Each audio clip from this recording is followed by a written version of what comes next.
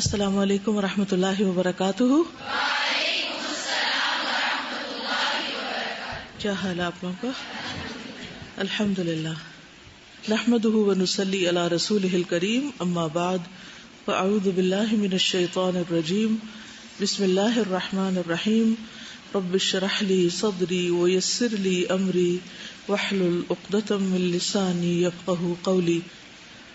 کل ہم شرک کے بارے میں پڑھ رہے تھے، اور جیسا کہ ہم نے پہلے بھی ذکر کیا کہ جس طرح توحید کی 3 قسمیں ہیں، اسی طرح شرک کی بھی 3 بڑی قسمیں بنے گی، اور پھر ان 3 بڑی قسموں کے تحت بہت سی اور چیزیں بھی اس میں شامل ہو جائیں گی، یعنی ان کی آگے سب برانچز کہہ لیجیے.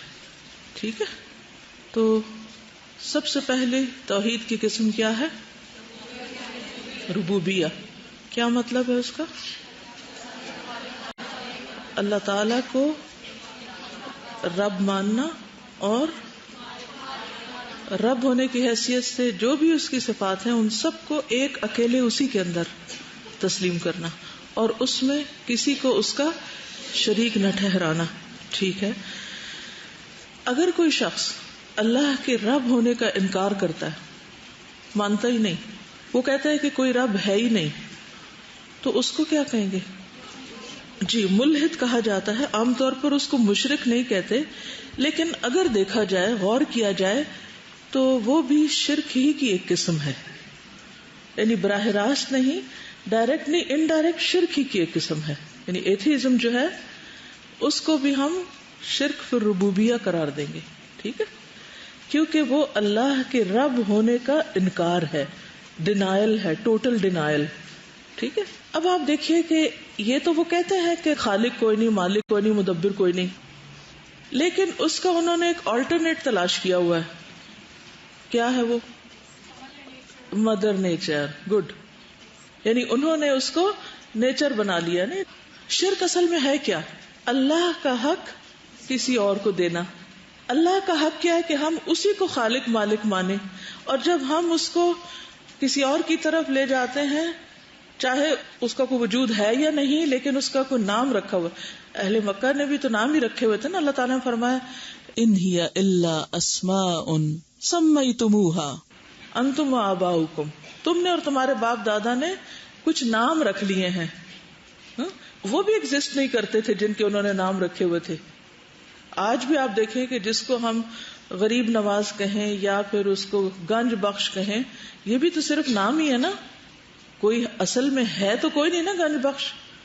حقیقت میں تو کوئی غریب نواز ہے ہی نہیں سوائے اللہ کے. تو یہ سارے جو تخیلات ہیں، یہ اسی قسم کا ایک خیال، یعنی الہاد بھی ہے.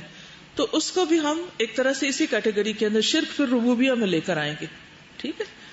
کہ کسی نے نہیں پیدا کیا، پھر خود کہتے ہیں کریشن نے خود ہی سے خود کریٹ کر لیا. Creation is the creator. یعنی اگر کریٹر کو کریٹر نہیں مانا تو کس کو کریٹر مان لیا؟ کریشن کو. تو کوئی تو ہے نا، نام اس کا کوئی بھی رکھ لے. تو اس طرح پھر کون سی وہ مشہور تھیوری وجود میں آئی؟ ایوولوشن کی. ٹھیک ہے؟ اور آپ کو معلوم ہے کہ ہسٹری میں، ہماری مسلم ہسٹری کے اندر بعض فلاسفرز ایسے گزرے ہیں کہ جو اللہ تعالی کی ذات کا ٹوٹل ڈینائل تو نہیں کرتے تھے، اللہ کو مانتے تو تھے، لیکن اس کی بعض صفات کا انکار کرتے تھے، جس میں اس کے رب ہونے کا بھی انکار تھا. مثلا کسی کا نام لیں اگر کچھ یاد ہو. فارابی، اور مشہور نام ہے جن کے اوپر آپ بہت فخر کرتے ہیں. ابن سینا. آپ کو معلوم ہے کہ ابن سینا کا عقیدہ کیا تھا؟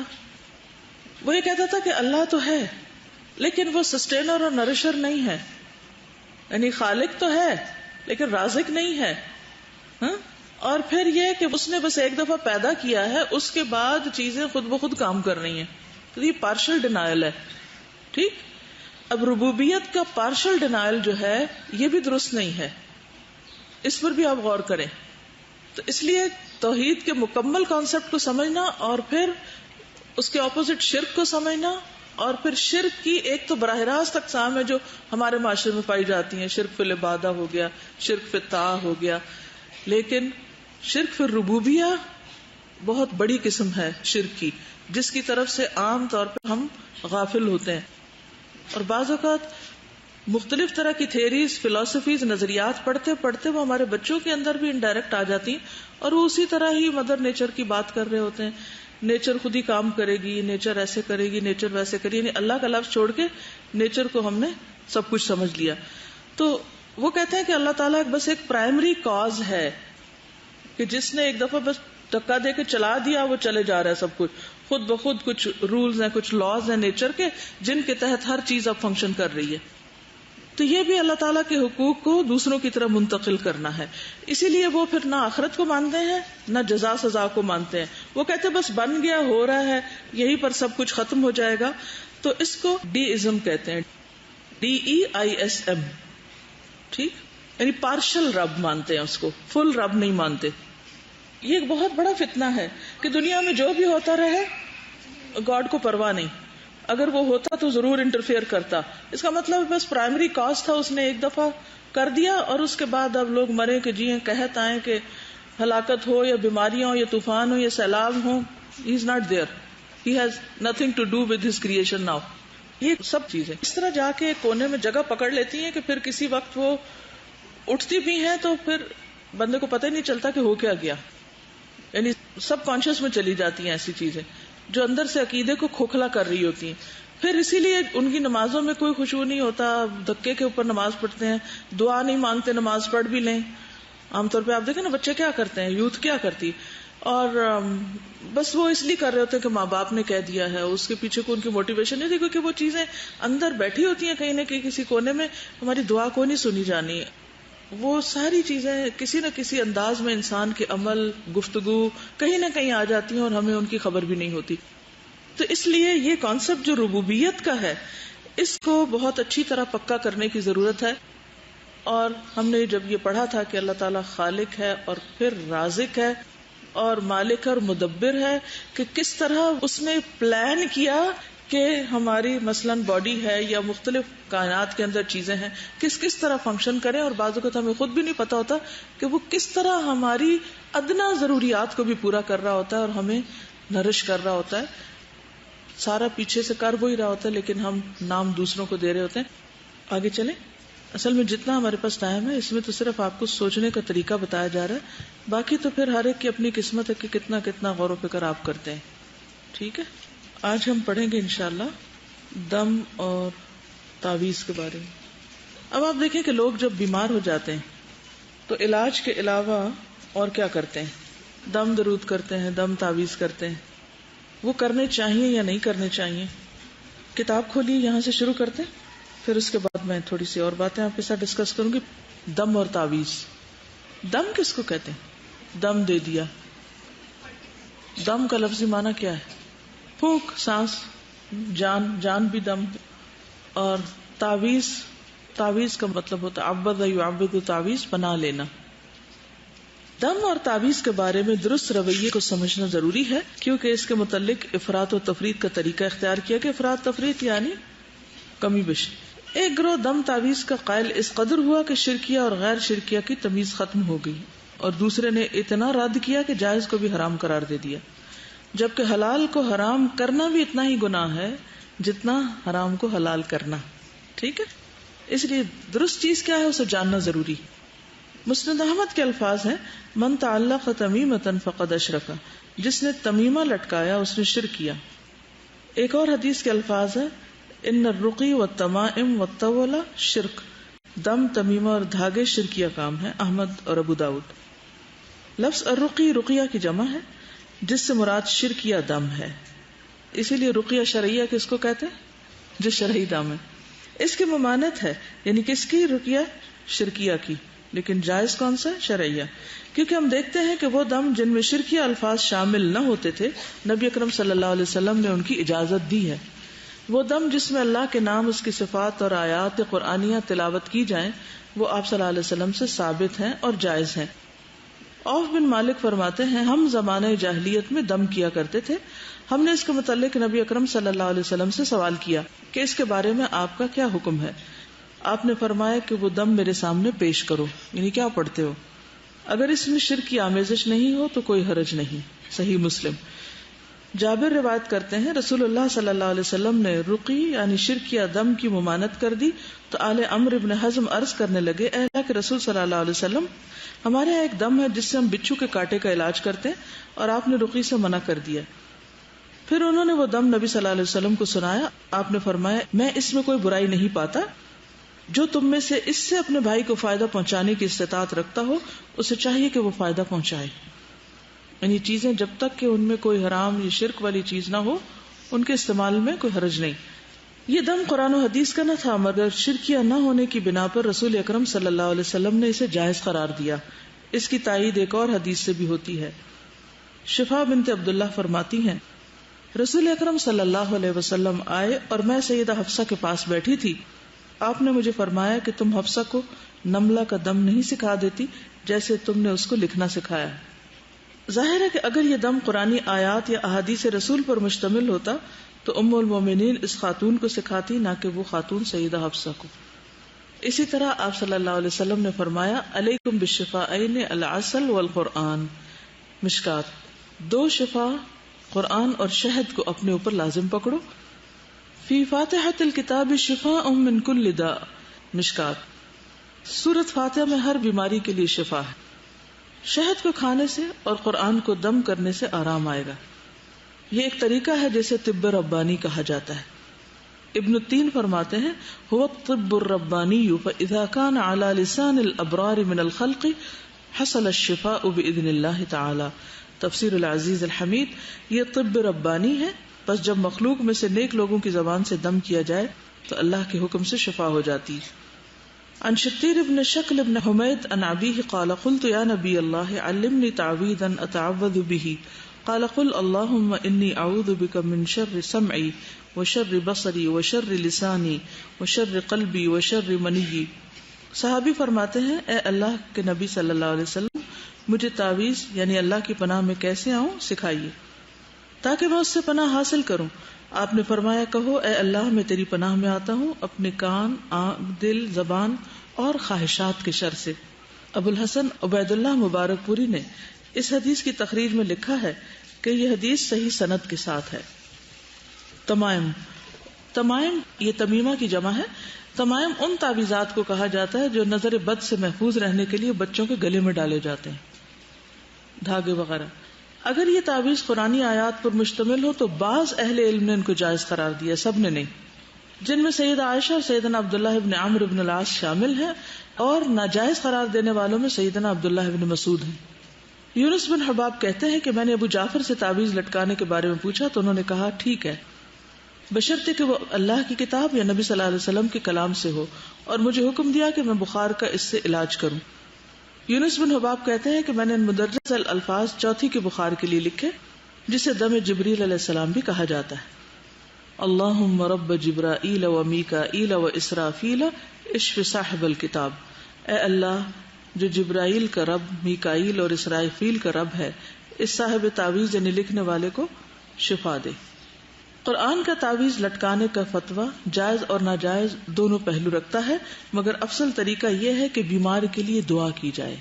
ٹھیک ہے, یعنی بہتر کیا ہے, چیز لٹکانے کی بجائے دعا کی جائے, براہ راست اس پر قرآن پڑھا جائے نہ کہ اسے لٹکا دیا جائے, کیونکہ یہ بے حرمتی کا باعث ہوتا ہے اگر بیت الخلاء وغیرہ میں لے جائیں. مزید یہ کہ یہ کاروبار کی شکل بھی اختیار کر لیتا ہے. اس زمن میں یہ بات یاد رکھنی چاہیے کہ وہ چیزیں جن کی افادیت قرآن و سنت سے ثابت نہیں اور جن کو رسول اکرم صلی اللہ علیہ وسلم نے منع فرما دیا, وہ پہننا یا ان کے ذریعے کام نکلوانا شرک ہے. مثلا دفع بلا اور مصائب کے لیے چھلا پہننا, سٹونز یعنی مختلف پتھروں کا استعمال, یا کالے دھاگے بازو اور کلائی وغیرہ میں پہننا. عمران بن حسین سے مروی ہے کہ رسول اللہ صلی اللہ علیہ وسلم نے ایک شخص کے ہاتھ میں پیتل کا چھلا دیکھا. آپ نے پوچھا یہ کیا ہے؟ اس شخص نے جواب دیا یہ واہنہ یعنی کمزوری کا علاج ہے. واہنہ واہن سے. آپ نے فرمایا یہ اتار دو کیونکہ یہ تجھے کمزوری کے سوا کچھ فائدہ نہ دے گا. ہمارا ایمان یہ ہونا چاہیے کہ جو طریقے اللہ اور اس کے رسول صلی اللہ علیہ وسلم نے بتائے ہیں, جن چیزوں سے ہمیں پناہ حاصل کرنے, شفا حاصل کرنے کا حکم دیا, ہم انہیں اختیار کریں, مگر وہ بھی چند شرائط کے ساتھ. کیا ہے شرائط؟ نیت یہ ہو کہ اصل شفا اللہ تعالیٰ کے ہاتھ میں ہے. نمبر 2، وہ طریقہ اسلام کے بتائے ہوئے احکامات سے متصادم نہ ہو، یعنی ٹکراتا نہ ہو. نمبر 3، جن اشخاص کے پاس دم تعویذ کے لیے جائیں وہ خود صاحب ایمان و باعمل ہو. نمبر 4، ان چیزوں کو کاروبار نہ بنا لیا جائے، یعنی بزنس نہ بنا لیا جائے. کیا سمجھ میں آیا؟ دم کر سکتے ہیں، کروا سکتے ہیں، کیا شرائط ہے؟ نیت یہ کہ شفا اللہ کے ہاتھ میں ہے، اور صرف لٹکایا نہ جائے بلکہ پڑھا جائے، کیونکہ پڑھنے میں پھر کان بھی سنتے ہیں، جسم کا ایک ایک ذرہ سن رہا ہوتا ہے، تو اس کے اندر پھر اس طرح کی تبدیلی آتی، شرک کا پہلو نہ ہو. ٹھیک ہے. لیکن کسی قسم کے منکے لٹکانا، منکے کا پتہ ہے نا، جس تسبیح کے منکے نہیں ہوتے، کیا بولتے، بیڈز. ٹھیک ہے. تمیمہ جو ہوتا ہے نا، تمیمہ کیا ہے جو گلے میں لٹکاتے ہیں یا بازو پہ باندھ دیتے ہیں، تو عام طور پر یہ بچوں کے گلے میں ڈالے جاتے ہیں کیونکہ وہ خود پڑھ نہیں سکتے. حالانکہ ماں باپ کو ان کے اوپر پڑھنا چاہیے، لیکن بعض ماں باپ خود بھی پڑھے لکھے نہیں ہوتے، تو لوگ پھر کیا کرتے ہیں، صرف ان کے اوپر کچھ لٹکا لیتے ہیں. اب تو لوگ قرآنی آیات وغیرہ لکھ کے باندھ دیتے ہیں یا لٹکا دیتے ہیں، لیکن ان کو بھی باندھنا اس لیے درست نہیں کیونکہ واش روم وغیرہ میں جا کر ان کی بے ادبی ہوتی ہے، اور ہر وقت کو باندھتا اور اتارتا اور لٹکاتا اور اتارتا نہیں ہے تو مشکل ہوتی. لیکن دور جاہلیت میں اور آج بھی لوگ کیا لٹکاتے ہیں، بیڈز. تو تمیمہ اصل میں ان بیڈز کو کہتے ہیں، منکوں کو کہتے ہیں جو بچوں کو پہنائے جاتے ہیں. مقصد ان کا کیا ہوتا ہے کہ اس کے ذریعے ہم نظر بد سے بچیں.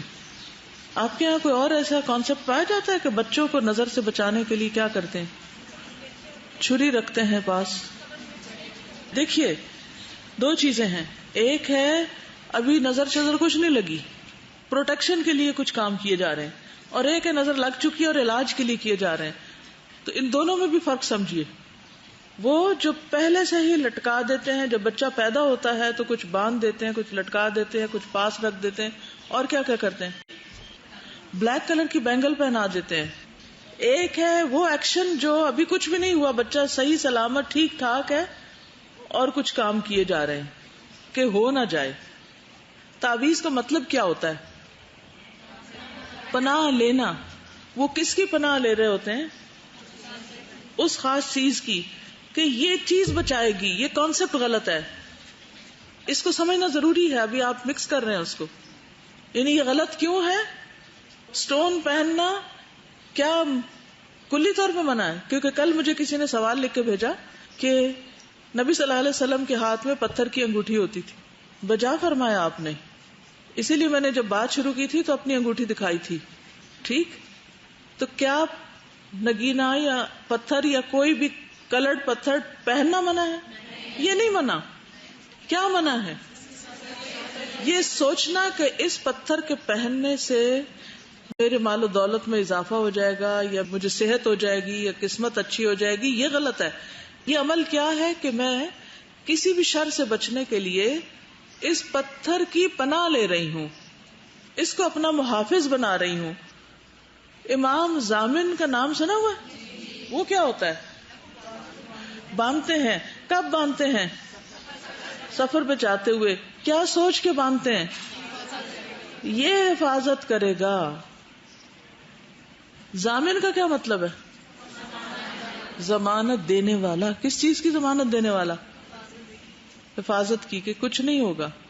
لیکن اس کے باوجود بھی لوگ دنیا سے چلے جاتے ہیں، اور جب وہ غسل دینے لگتے ہیں تو پھر ان کا اتارتے ہیں.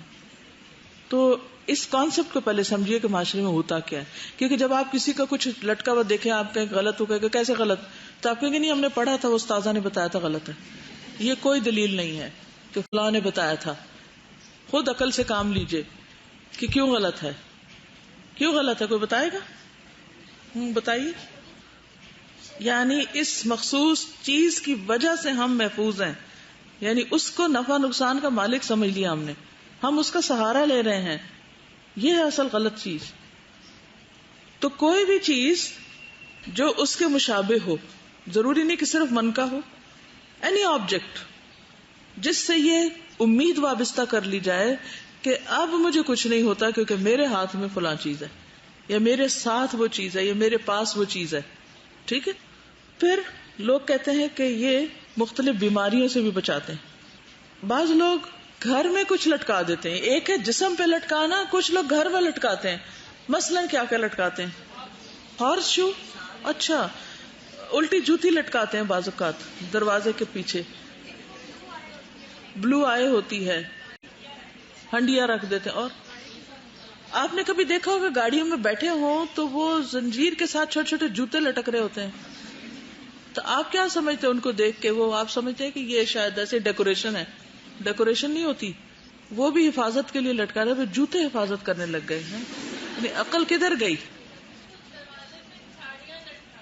گاؤں میں جس جگہ کو بچہ پیدا ہوتا ہے اس گھر کے دروازے پہ جھاڑیاں لٹکا دیتے. یعنی کوئی بھی چیز، اب آپ سمجھ رہے ہیں، کوئی بھی آبجیکٹ لٹکانا اپنے جسم پر یا گھر میں یا گاڑی میں یا پھر گھر سے باہر کسی درخت پہ لٹکانا یا کسی قبر پہ لٹکانا یا کہیں بھی، یہ سب لٹکانے کے سلسلے جو ہیں یہ درست نہیں. لیکن یہ جو آپ نے اپنے گلوں میں کچھ لٹکا رکھا ہے، یہ ٹھیک ہے؟ یہ ٹھیک ہے؟ یہ جو لٹکائے ہوئے اپنے ناموں کے ٹیگ آپ نے، یہ کیوں لٹکائے ہوئے آپ نے؟ حفاظت کے لیے؟ پہچان کے لیے. کیونکہ ایسا نہ ہو کہ آپ گھر جائیں اور فتویٰ صادر کریں کہ کوئی چیز جو لٹک رہی ہو اور تار پہ جو کپڑے لٹک رہے ہیں وہ بھی اتار لو، کیونکہ منع کیا گیا ہے. ہاں. اور وہ جو چپل لٹکاتے ہیں نا گھروں کے باہر، تو وہ اس طرف لٹکاتے ہیں جس طرف سے لوگ آ رہے تھے نا، تو وہ جوتا دکھاتے ہیں نا. کبھی آپ نے دیکھا ہو کہ گاؤں میں کبھی لڑتے دیکھا لوگوں کو کہ لوگ جوتے اٹھا کے ایسے دکھا رہے ہوتے ہیں. کچھ لوگ تو ہاتھ سے ایسے کر رہے ہوتے ہیں نا، کچھ جوتے سے ایسے کر رہے ہوتے ہیں. یہ لعنت کا بھی ایک سمبل بناتے ہیں اس کو. منی پلانٹ، منی پلانٹ سے بھی شرک وابستہ ہے. کیا اس کا نام ہی کیوں منی پلانٹ رکھا ہوا ہے؟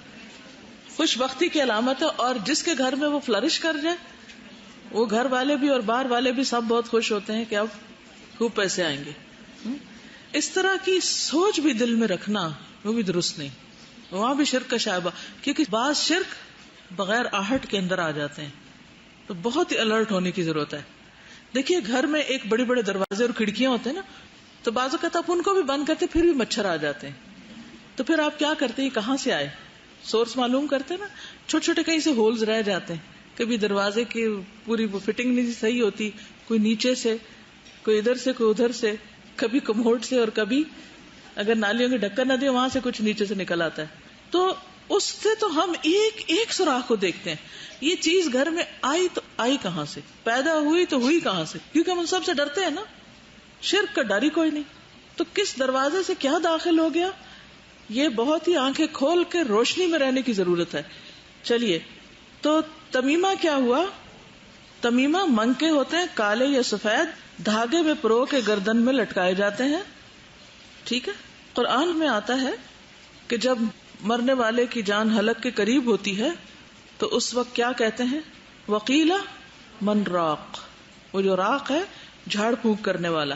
تو عربوں کے یہاں اور ہر معاشرے کے اندر آلٹرنیٹ میڈیسن کے طور پر لوگ اس قسم کے کام کرتے ہیں کہ جھاڑ پھونک کو علاج کا ذریعہ بنایا ہوا ہے.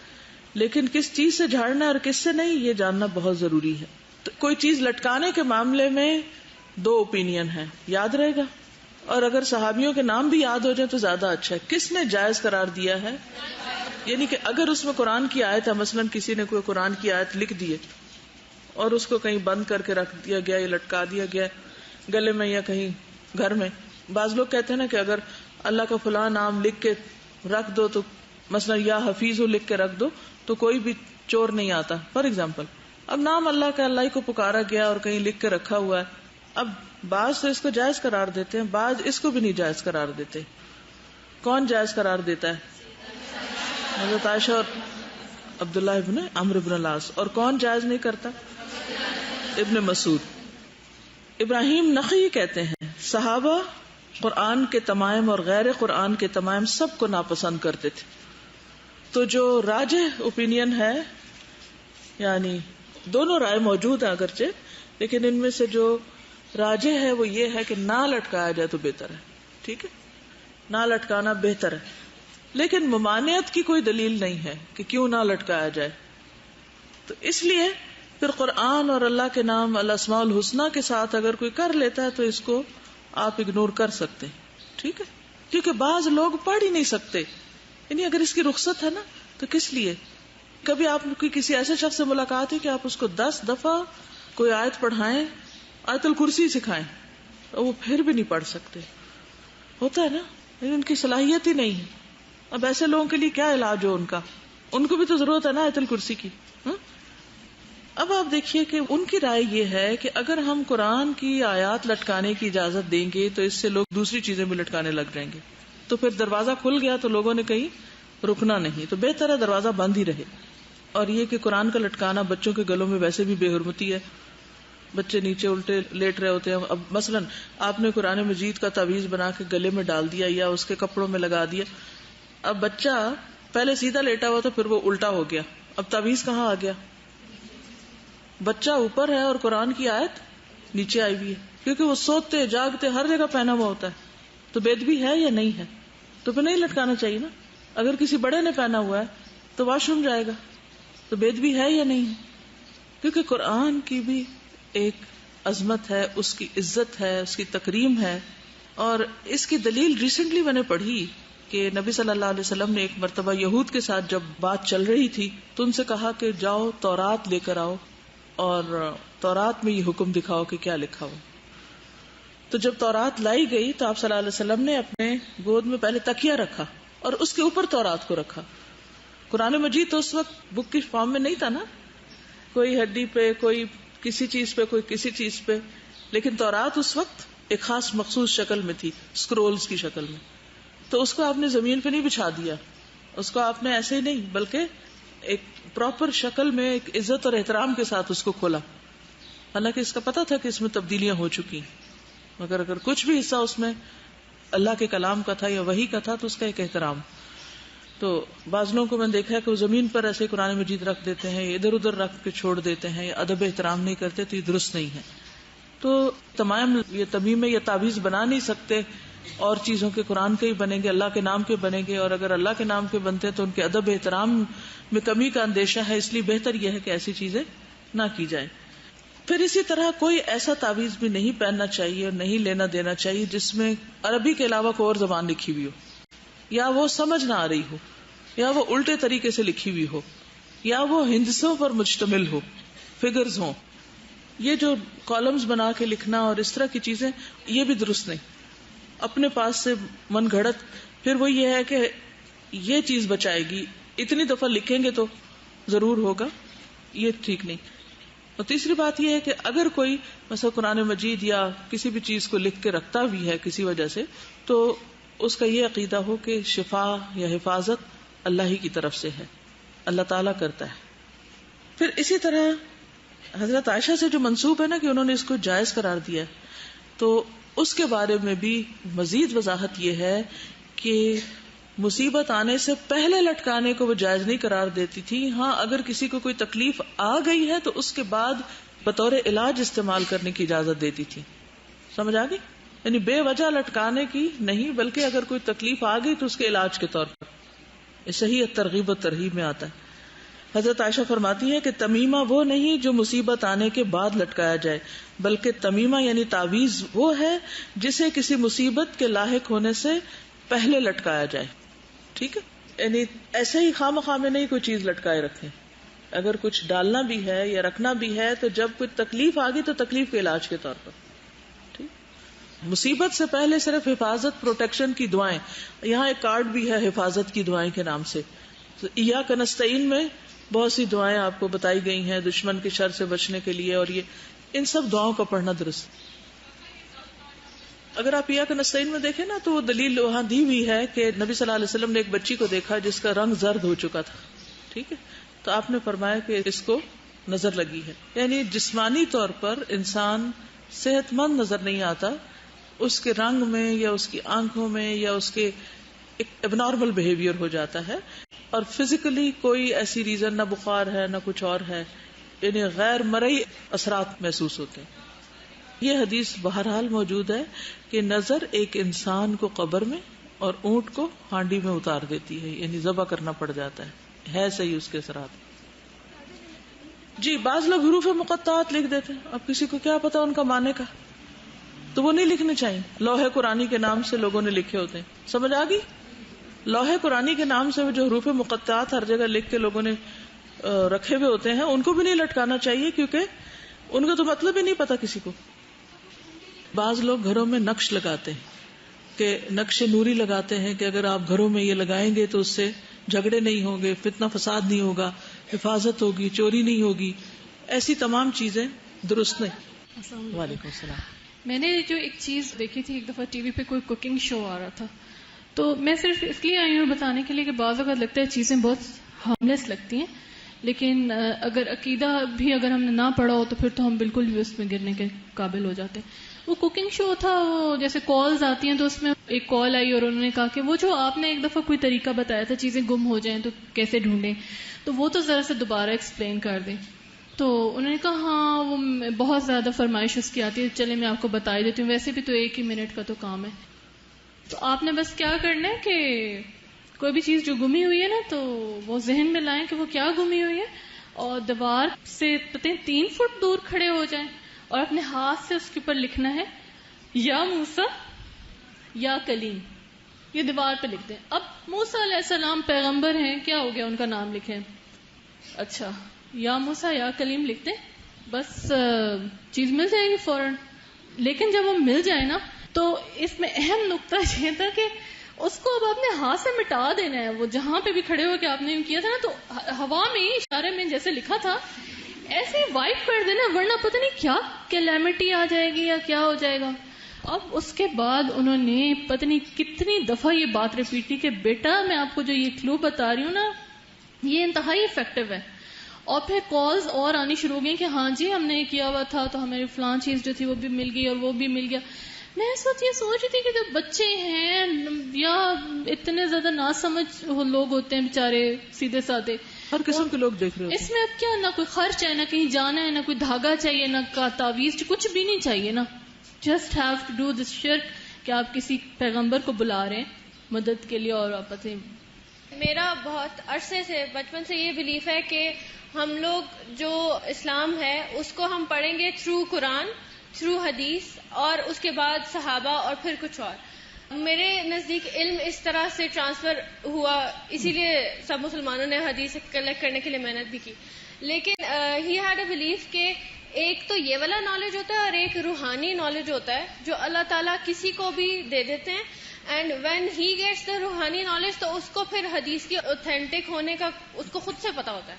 یعنی اللہ تعالیٰ نے دین مکمل نہیں کیا, نبی صلی اللہ علیہ وسلم نے اپنا کام پورا نہیں کیا, اور بہت سارے اور لوگ ہیں جن کو ڈائریکٹ وحی مل رہی, یعنی براہ راست اللہ تعالیٰ ان پہ وحی کر رہا ہے, اب وہ جیسے چاہیں انٹرپریٹ کریں. اس کی دلیل کدھر ہے؟ کہاں قرآن مجید میں لکھا ہوا ہے کہ اطیع اللہ و اطیع الرسول, اور وہ تیسرا جو آپ بتا رہی ہیں وہ بھی کہیں ہو, خود قرآن میں کہیں نہیں اس کی دلیل. تو ان کو کس نے اتھارٹی دے دی کہ وہ کلیم کریں کہ ان کے پاس کسی خواب سے یا کسی بھی اور ذریعے سے کوئی چیز آ رہی؟